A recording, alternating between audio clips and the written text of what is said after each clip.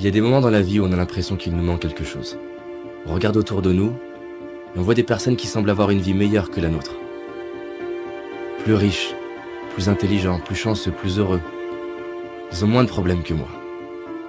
Leur vie semble plus facile. Moi, j'ai pas le boulot, pas la femme ou le mari que je voudrais.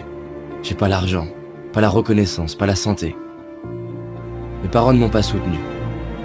J'imagine que ça t'est déjà arrivé aussi, que parfois tu en souffres. Tu souffres de ce que tu n'as pas, de ce que tu as perdu, des séparations, des échecs, des regrets. Tu souffres de croire qu'il te faut plus. Tu penses que ta vie serait mieux si elle était différente. Ces jours-là, on se focalise sur ce qui nous dérange. On croit que la vie est dure. Et quand on fait ça, on oublie tout ce qu'on a, le corps qu'on a, les gens qu'on aime, la chance qu'on a. Alors oui, nous pourrions certainement avoir plus. Oui, il y en a qui ont ce que nous voudrions. Mais ouvrons les yeux. À l'époque, les rois auraient payé des fortunes pour avoir accès à ce qui nous semble banal aujourd'hui. Rien que pour avoir la chance d'accéder à Internet, par exemple. Alors regardons autour de nous. Que ce soit la splendeur de la nature, la beauté d'un regard, les chefs-d'œuvre créés par l'homme.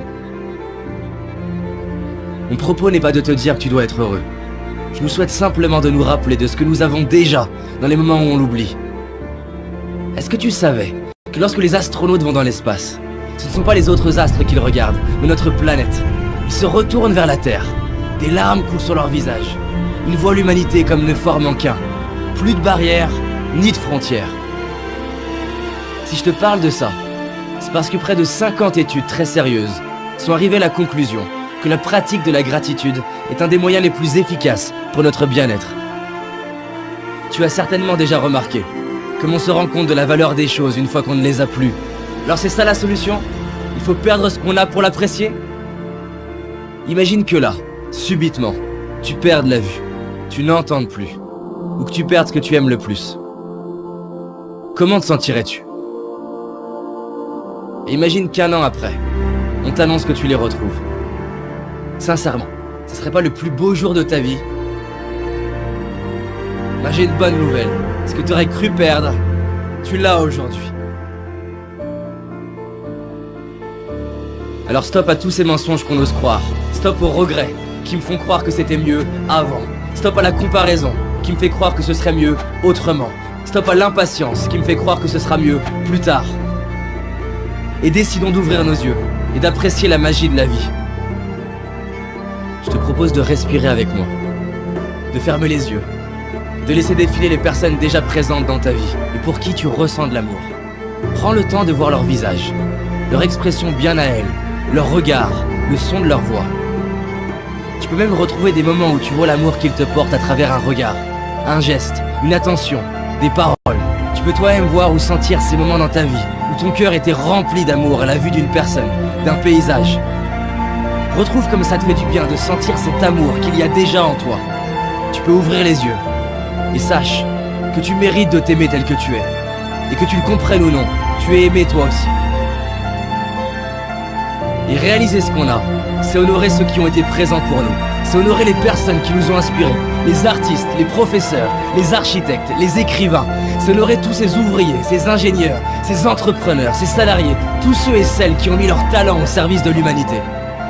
C'est honorer nos moments de joie, nos fous rires, nos moments de connexion, nos victoires, nos réussites, nos accomplissements. Alors merde à toutes les histoires qu'on peut se raconter, comme quoi on n'a pas de chance, si on a de la chance. Gratitude à mes parents de m'avoir donné la vie, à ma famille, mes amis pour leur présence. Merci à la magie de la vie pour la perfection de mon corps, à mes yeux pour me permettre de voir tant de splendeur, à mes oreilles pour avoir le bonheur d'entendre ces superbes musiques, à mes mains pour toucher la vie, sentir la peau de la personne que j'aime, à mes pieds, à mes jambes qui me soutiennent depuis le début et me permettent de marcher, de courir, de danser. Tu n'as peut-être pas tout ce que j'ai cité, mais tu en as au moins une, et rien que celle-ci, combien elle vaut? Il y a aussi toutes ces choses qui peuvent nous paraître banales et qui pourtant sont si précieuses. Gratitude d'avoir l'eau courante, l'électricité, un toit, des vêtements. Gratitude aux réalisateurs pour leurs films qui nous touchent et nous font vibrer, à ces sportifs qui nous inspirent et nous donnent envie de nous dépasser. Nous sommes tellement chanceux de pouvoir profiter des talents de tant de personnes. Merci à tous ces inconnus qui contribuent par leur simple présence, leur simple travail, à rendre notre vie plus facile. Aujourd'hui, je décide de dire merci. Je décide d'ouvrir les yeux sur la chance d'avoir la vie que j'ai. Je décide d'honorer tout ce que la vie me donne depuis ma naissance. Je décide de vivre, comme si chaque jour je venais de récupérer ce qui est le plus cher pour moi. Et toi? S'il te restait 24 heures à vivre, qu'est-ce que tu ferais? Les gens répondent souvent qu'ils réaliseraient la chance qu'ils ont. Et ils diraient à leurs proches combien ils les aiment. Pourquoi attendre le dernier jour de notre vie? Alors décidons de profiter de notre vie maintenant, d'ouvrir nos cœurs et de dire merci. Maintenant. Merci.